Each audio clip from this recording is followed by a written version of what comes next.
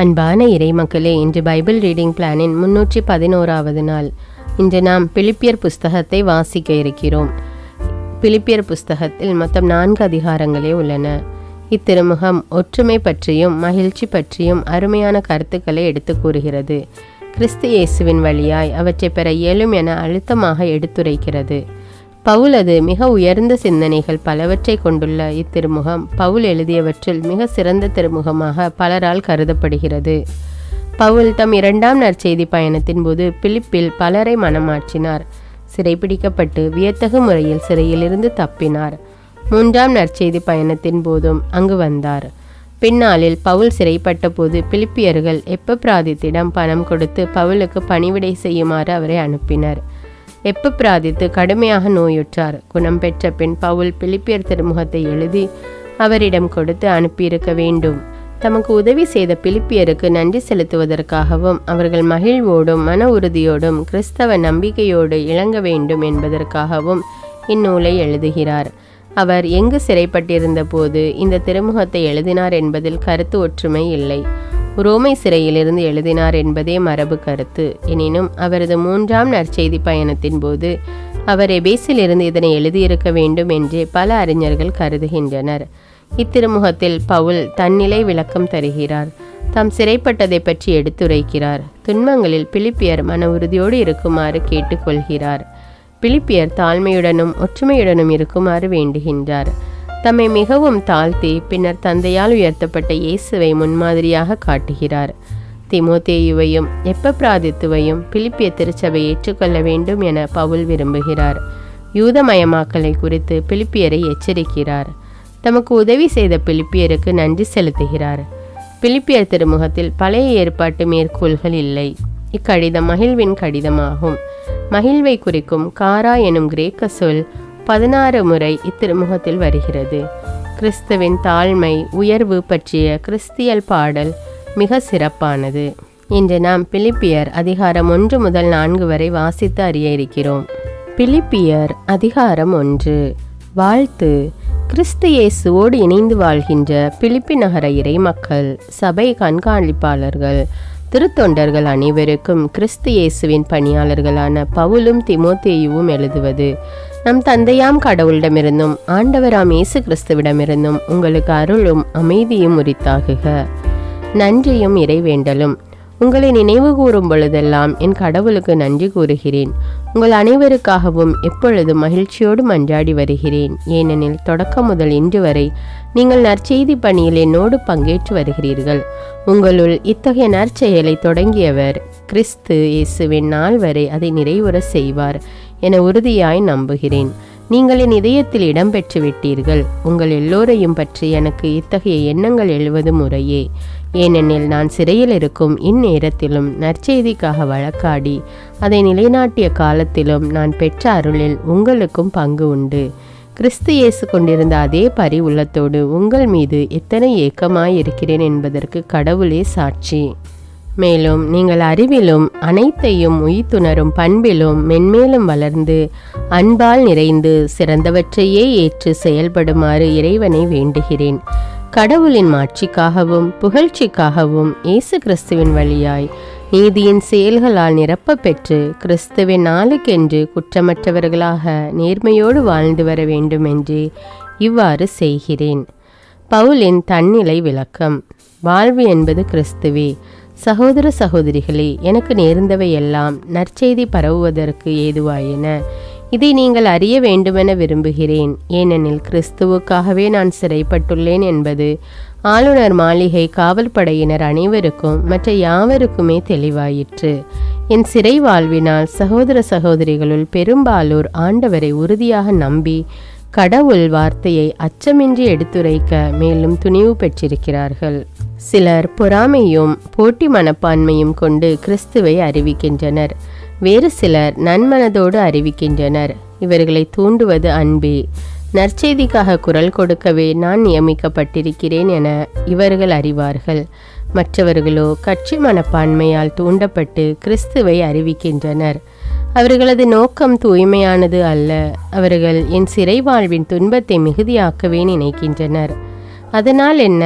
அவர்களது நோக்கம் போலியாக அல்லது உண்மையாக இருக்கலாம். எப்படியும் கிறிஸ்து அறிவிக்கப்படுகிறார். இதனால் நான் மகிழ்ச்சி அடைகிறேன். ஆம், இனியும் மகிழ்ச்சி அடைவேன். இவ்வாறு உங்கள் மன்றாட்டும் இயேசு கிறிஸ்துவின் ஆவியின் துணையும் என் விடுதலைக்கு வழிவகுக்கும் என நான் அறிவேன். என்ன நேர்ந்தாலும் வெட்கமுற மாட்டேன். இன்றும் என்றும் வாழ்விலும் சாவிலும் முழு துணிவுடன் கிறிஸ்துவை என் உடலால் பெருமைப்படுத்துவேன். இதுவே என் பேராவல், இதுவே என் எதிர்நோக்கு.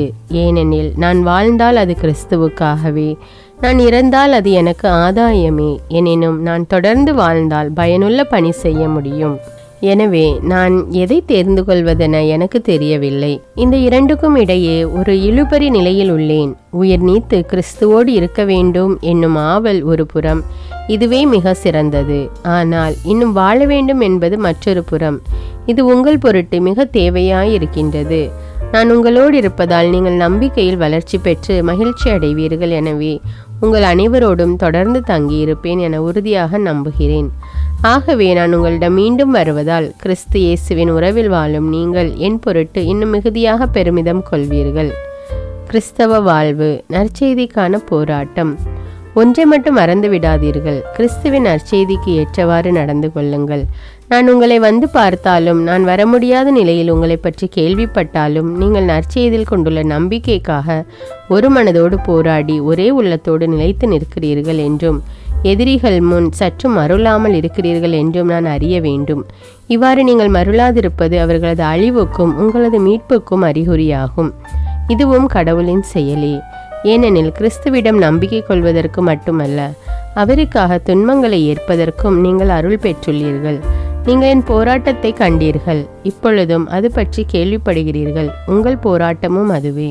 பிலிப்பியர் அதிகாரம் 2. தாழ்மையும் ஒற்றுமையும். எனவே கிறிஸ்துவிடமிருந்து நீங்கள் ஊக்கம் பெற்றுள்ளீர்களா? அன்பினால் ஆறுதலும் தூய ஆவியினால் தோழமையும் பரிவுள்ளமும் இரக்கமும் கொண்டுள்ளீர்களா?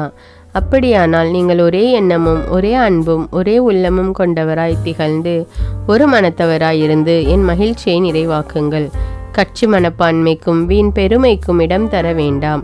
மனத்தாழ்மையோடு மற்றவர்களை உங்களிலும் உயர்ந்தவராக கருதுங்கள்.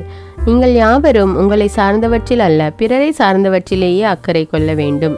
கிறிஸ்து இயேசு கொண்டிருந்த மனநிலையே உங்களிலும் இருக்கட்டும். கடவுள் வடிவில் விளங்கிய அவர் கடவுளுக்கு இணையாயிருக்கும் நிலையை வழிந்து பற்றி கொண்டிருக்க வேண்டியதொன்றாக கருதவில்லை.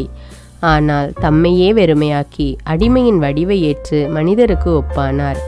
மனித உருவில் தோன்றி சாவை ஏற்கும் அளவுக்கு, அதுவும் சிலுவை சாவையே ஏற்கும் அளவுக்கு கீழ்ப்படிந்து தம்மையே தாழ்த்தி கொண்டார். எனவே கடவுளும் அவரை மிகவே உயர்த்தி எப்பெயருக்கும் மேலான பெயரை அவருக்கு அருளினார். ஆகவே இயேசுவின் பெயருக்கு விண்ணவர் மன்னவர் கீழுலகோர் அனைவரும் மண்டியிடுவர். தந்தையாம் கடவுளின் மாட்சிக்காக இயேசு கிறிஸ்து ஆண்டவர் என எல்லா நாவுமே அறிக்கையிடும். கிறிஸ்தவ செயல்பாடு. என் அன்பர்களே, நீங்கள் எப்பொழுதும் கீழ்ப்படிந்து வருகிறீர்கள். நான் உங்களிடம் வந்தபோது மட்டுமல்ல, அதைவிட அதிகமாக உங்களோடு இல்லாத இப்பொழுதும் கீழ்ப்படிந்து வருகிறீர்கள். எனவே நீங்கள் அச்சத்தோடும் நடுக்கத்தோடும் உங்கள் மீட்புக்காக உழைத்து வாருங்கள். ஏனெனில் கடவுளே உங்களுள் செயலாற்றுகின்றார். அவரே தம் திருவுளப்படி நீங்கள் செயல்படுவதற்கான விருப்பத்தையும் ஆற்றலையும் தருகிறார். முணுமுணுக்காமலும் வாதாடாமலும் யாவற்றையும் செய்யுங்கள். அப்பொழுதுதான் நீங்கள் நெறிகட்ட சீரழிந்த தலைமுறையினரிடையே குற்றமும் கபடுமற்றவர்களாய் கடவுளின் மாசற்ற குழந்தைகள் என திகழ்வீர்கள். உலகில் ஒளிரும் சுடர்களாக துலங்குவீர்கள். கிறிஸ்துவின் நாளில் நான் பெருமையடையும் வகையில் வாழ்வின் வார்த்தையை பற்றி கேளுங்கள். வீணாக நான் ஓடவில்லை, வெறுமனே நான் உழைக்கவில்லை என்பது அதனால் தெளிவாகும். நம்பிக்கையால் நீங்கள் படைக்கும் பலியில் நான் என் இரத்தத்தையே பலிபொருளாக வளர்க்க வேண்டியிருப்பினும் அது எனக்கு மகிழ்ச்சியே. அம்மகிழ்ச்சியை நான் உங்கள் அனைவரோடும் பகிர்ந்து கொள்கிறேன். அதுபோலவே நீங்களும் மகிழ்ச்சி அடையுங்கள். உங்கள் மகிழ்ச்சியை என்னோடு பகிர்ந்து கொள்ளுங்கள். திமோத்தேயு எப்பப்பிராதித்து குறித்த திட்டம். திமோத்தேயுவின் தகைமை. ஆண்டவர் இயேசு அருள் கூர்ந்தால் திமோத்தேயுவை உங்களிடம் விரைவில் அனுப்ப இயலும் என எதிர்பார்க்கிறேன். இவ்வாறு உங்களை பற்றிய செய்திகளை அறிந்து நானும் மகிழ்வேன். என் உளப்பாங்கிற்கு ஏற்ப உங்கள் மீது உண்மையான கவலை கொள்வதற்கு அவரை தவிர வேறொருவரும் என்னிடம் இல்லை. எல்லோரும் தம்மை சார்ந்தவற்றை தேடுகிறார்களே தவிர இயேசு கிறிஸ்துவை சார்ந்தவற்றை தேடுவதில்லை. ஆனால் தீமோத்தேயுவின் தகைமை உங்களுக்கு தெரியும். தந்தையோடு சேர்ந்து மகன் பணியாற்றுவது போல் என்னோடு சேர்ந்து அவர் நற்செய்திக்காக பணியாற்றியுள்ளார். என் நிலைமை எப்படி இருக்கும் என தெரிந்தவுடன் அவரை உங்களிடம் அனுப்ப முடியும் என எதிர்பார்க்கிறேன். ஆண்டவர் அருள் கூர்ந்தால் நானே உங்களிடம் விரைவில் வருவேன் என உறுதியாக நம்புகிறேன். எப்பப்பிராதித்துவின் துணிவு. என் சகோதரரும் உடன் உழைப்பாளரும் உடன் போர் வீரருமான எப்பப்பிராதித்துவை என் தேவைகளில் எனக்கு துணை செய்யும்படி நீங்கள் அனுப்பி வைத்தீர்கள். அவரை இப்பொழுது உங்களிடம் திரும்ப அனுப்புவது தேவை என கருதுகிறேன். ஏனெனில் அவர் உங்கள் எல்லோருக்காகவும் ஏக்கமாயிருக்கிறார். குறிப்பாக அவர் உடல்நலம் குன்றி இருந்ததை பற்றி நீங்கள் கேள்விப்பட்டதை அறிந்து மனம் கலங்கியுள்ளார். அவர் உடல்நலம் குன்றி இறக்கும் நிலையில் இருந்தது உண்மையே. ஆனால் கடவுள் அவர் மேல் இரக்கம் கொண்டார். அவர் மேல் மட்டுமல்ல, துயரத்துக்கு மேல் துயரம் எனக்கு நேராதபடி என் மேலும் இரக்கம் கொண்டார். அவரை மிக விரைவில் அனுப்பி வைக்கிறேன். நீங்கள் அவரை மீண்டும் பார்ப்பதால் மகிழ்ச்சி அடைவீர்கள். நானும் துயரின்றி இருப்பேன். எனவே முழு மகிழ்ச்சியோடு ஆண்டவர் பெயரால் அவரை ஏற்றுக்கொள்ளுங்கள். இத்தகையோருக்கு நீங்கள் மதிப்பு கொடுக்க வேண்டும். ஏனெனில் நீங்கள் எனக்கு ஊழியம் புரிய இயலாமல் போன குறையை நீக்க அவர் தம் உயிரையே இழக்க துணிந்தார். கிறிஸ்துவுக்காக அவர் செயலாற்றிய காரணத்தினால்தான் இவ்வாறு அவர் சாகும் நிலைக்கு ஆளானார். பிலிப்பியர் அதிகாரம் 3. எதிரிகள் குறித்து எச்சரிக்கை. மீட்புக்கு வழி. இறுதியாக என் சகோதர சகோதரிகளே, ஆண்டவரோடு இணைந்திருப்பதில் மகிழ்ச்சி அடையுங்கள். எழுதியதையே மீண்டும் எழுதுவது எனக்கு தொல்லையாயில்லை. உங்கள் நன்மைக்காகவே எழுதுகிறேன். அந்த நாய்களிடம் எச்சரிக்கையாயிருங்கள். அந்த கெட்ட ஊழியர்களிடம் எச்சரிக்கையாயிருங்கள். உறுப்பு சிதைப்போரை குறித்து எச்சரிக்கையாயிருங்கள். ஏனெனில் உடலை சார்ந்தவற்றில் உறுதியான நம்பிக்கை கொள்ளாமல் கடவுளின் ஆவிக்கேற்ப வழிபட்டு கிறிஸ்து இயேசுவை பெருமைப்படுத்தும் நாமே உண்மையான விருத்த சேதனம் செய்து கொண்டவர்கள். உடலை சார்ந்தவற்றில் உறுதியான நம்பிக்கை வைக்க வேண்டுமானால் நானும் வைக்கலாம். உடலை சார்ந்தவற்றில் உறுதியான நம்பிக்கை கொள்ள முடியும் என யாராவது நினைத்தால் அவரை விட மிகுதியாக நானும் நம்பிக்கை கொள்ள முடியும். நான் பிறந்த 8ஆம் நாள் விருத்த சேதனம் பெற்றவன். இஸ்ரேல் இனத்தவன், பென்யமின் குலத்தவன், எபிரேய பெற்றோருக்கு பிறந்த எபிரேயன். திருச்சட்டத்தை கடைபிடிப்பதில் பரிசேயன். திருச்சட்டத்தில் எனக்கு இருந்த ஆர்வத்தால் திருச்சபையை துன்புறுத்தினேன். திருச்சட்டத்தின் அடிப்படையிலான நீதி நெறியை பொறுத்தமட்டில் குற்றமற்றவனாயிருந்தேன். ஆனால் எனக்கு ஆதாயமான இவை அனைத்தும் கிறிஸ்துவின் பொருட்டு இழப்பு என கருதினேன். உண்மையில் என்னை பொறுத்தமட்டில் என் ஆண்டவராம் கிறிஸ்து இயேசுவை பற்றிய அறிவே நான் பெறும் ஒப்பற்ற செல்வம். இதன் பொருட்டு மற்ற எல்லாவற்றையும் இழப்பாக கருதுகிறேன். அவர் பொருட்டு நான் அனைத்தையும் இழந்துவிட்டேன். கிறிஸ்துவை ஆதாயமாக்கிக் கொள்ள எல்லாவற்றையும் குப்பையாக கருதுகிறேன். கிறிஸ்துவோடு இணைந்திருப்பதற்காகத்தான் நான் இவ்வாறு கருதுகிறேன். திருச்சட்டத்தின் அடிப்படையில் நான் கடவுளுக்கு ஏற்புடையவனாக இயலாது. கிறிஸ்துவின் மீது கொண்டுள்ள நம்பிக்கையால் தான் அவருக்கு நான் ஏற்புடையவன் ஆக முடியும். இந்த ஏற்புடைமை கடவுளிடமிருந்து வருவது. நம் நம்பிக்கையை அடிப்படையாக கொண்டது. கிறிஸ்துவையும் அவர்தம் உயிர்த்தெழுதலின் வல்லமையையும் அறியவும் அவருடைய துன்பங்களில் பங்கேற்று சாவில் அவரை ஒத்திருக்கவும் விரும்புகிறேன். அப்பொழுதுதான் நானும் இறந்தோருடன் உயிர்த்தெழ இயலும். இலக்கை நோக்கி ஓடுதல்.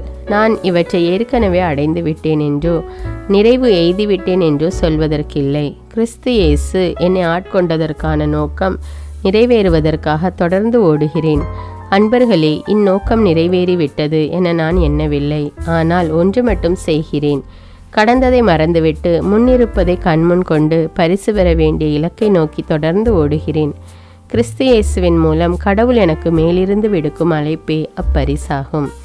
எனவே நம்மில் நிறைவு அடைந்தோர் யாவருக்கும் இத்தகைய மனநிலையே இருத்தல் வேண்டும். எதை பற்றியாவது நீங்கள் மாறுபட்ட கருத்து கொண்டிருந்தால் அதை பற்றிய உண்மை கடவுளை உங்களுக்கு வெளிப்படுத்துவார். நாம் எந்த நிலையை அடைந்திருந்தாலும் அதற்கேற்ப தொடர்ந்து நடப்போம். சகோதர சகோதரிகளே, நீங்கள் அனைவரும் என்னைப் போல் வாழுங்கள். நாங்கள் உங்களுக்கு காட்டிய முன்மாதிரியின்படி வாழ்பவர்களை பின்பற்றுங்கள். கிறிஸ்துவின் சிலுவைக்கு பகைவர்களாய் நடப்போர் பலர் உள்ளனர். அவர்களை பற்றி மீண்டும் மீண்டும் உங்களிடம் கூறியுள்ளேன். இப்பொழுதும் கண்ணீரோடு சொல்கிறேன். அழிவே அவர்கள் முடிவு, வயிறே அவர்கள் தெய்வம், மானக்கேடே அவர்கள் பெருமை.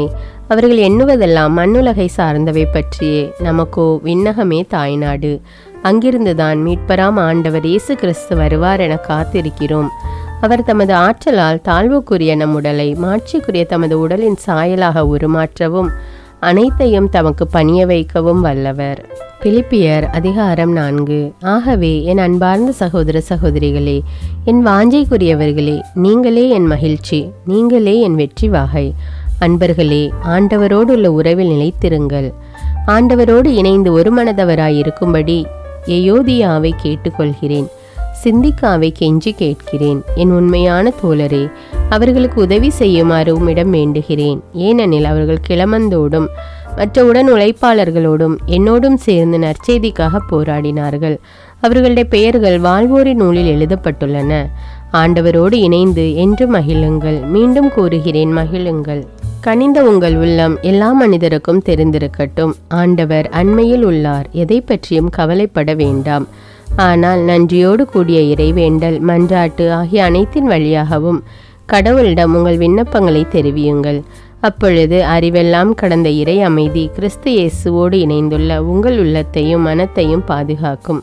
இறுதியாக சகோதர சகோதரிகளே, உண்மையானவை எவையோ, கண்ணியமானவை எவையோ, நேர்மையானவை எவையோ, தூய்மையானவை எவையோ, விரும்பத்தக்கவை எவையோ, பாராட்டுதற்குரியவை எவையோ, நற்பண்புடையவை எவையோ, போற்றுதற்குரியவை எவையோ, அவற்றையே மனதில் இருத்துங்கள். நீங்கள் என்னிடம் கற்றுக்கொண்டவை, என் வழியாய் பெற்றுக்கொண்டவை, என்னிடம் கேட்டறிந்தவை, என் வாழ்வில் நீங்கள் கண்டுணர்ந்தவை யாவற்றையும் கடைபிடியுங்கள். அப்போது அமைதியை அருளும் கடவுள் உங்களோடு இருப்பார். பவுலும் பிலிப்பிய நண்பர்களும். நன்கொடைகளுக்கு நன்றி. என்னை பற்றிய அக்கறை இப்பொழுதாவது மீண்டும் உங்களுடைய எழுந்தது கண்டு ஆண்டவர் அருளால் நான் பெரிதும் மகிழ்கிறேன். நீங்கள் என்னை பற்றி அக்கறை கொண்டிருந்தீர்கள் என்பது உண்மைதான். ஆனால் அதை காட்டிக்கொள்ளும் வாய்ப்பு உங்களுக்கு கிடைக்கவில்லை. எனக்கு ஏதோ குறைவாய் இருப்பதால் இவ்வாறு சொல்கிறேன் என நினைக்க வேண்டாம். ஏனெனில் என் நிலையிலும் மனநிறைவோடு இருக்க கற்றுக்கொண்டுள்ளேன். எனக்கு வறுமையிலும் வாழ தெரியும், வளமையிலும் வாழ தெரியும். வயிறார உண்ணவோ, பட்டினி கிடக்கவோ, நிறைவோ குறைவோ, எதிலும் எந்த சூழலிலும் வாழ பயிற்சி பெற்றிருக்கிறேன். எனக்கு வலுவூட்டுகிறவரின் துணை கொண்டு எதையும் செய்ய எனக்கு ஆற்றல் உண்டு. ஆயினும் நான் பட்ட துன்பத்தில் நீங்கள் பங்கு கொண்டது உங்கள் நன்மனத்தை காட்டுகிறது. பிலிப்பியர்களே, நான் நற்செய்தி அறிவிக்க தொடங்கின காலத்தில் மாசிதோனியாவை விட்டு சென்ற பிறகு உங்களை தவிர வேறெந்த திருச்சபையும் என் வரவு செலவில் பங்கேற்கவில்லை. இதை நீங்களும் அறிவீர்கள். ஏனெனில் நான் தெசலோனிக்காவில் இருந்தபோது கூட என் தேவையை நிறைவு செய்ய ஒரு முறை மட்டுமல்ல 2 முறை உதவி அனுப்பினீர்கள். நான் உங்கள் நன்கொடைகளை நாடவில்லை, மாறாக உங்கள் கணக்கில் நற்பயன்கள் பெருக வேண்டும் என்றே விரும்புகிறேன். நீங்கள் அனுப்பியதெல்லாம் பெற்றுக்கொண்டேன். இப்பொழுது என்னிடம் நிறையவே இருக்கிறது. நீங்கள் அனுப்பியவற்றை எப்பிராதித்துவிடமிருந்து பெற்றுக்கொண்டு நிறைவுற்றிருக்கிறேன். அவை நறுமணம் வீசும் காணிக்கையும் கடவுளுக்கு ஏற்புடைய உகந்த பலியுமாகும். என் கடவுள் கிறிஸ்து இயேசுவின் வழியாய் தம் ஒப்பற்ற செல்வத்தை கொண்டு உங்கள் தேவைகள் அனைத்தையும் நிறைவு செய்வார். நம் தந்தையாகிய கடவுளுக்கு என்றென்றும் ஆட்சி உரித்தாகுக. ஆமேன். இறுதி வாழ்த்து. கிறிஸ்து இயேசுவோடு இணைந்து வாழும் இறைமக்கள் யாவருக்கும் வாழ்த்து கூறுங்கள். என்னோடு இருக்கிற சகோதர சகோதரிகள் உங்களுக்கு வாழ்த்து கூறுகிறார்கள். இறைமக்கள் எல்லோரும், சிறப்பாக சீசரின் அரண்மனை பணியாளர்களும் உங்களுக்கு வாழ்த்து கூறுகிறார்கள். ஆண்டவர் இயேசு கிறிஸ்துவின் அருள் உங்களோடு இருப்பதாக.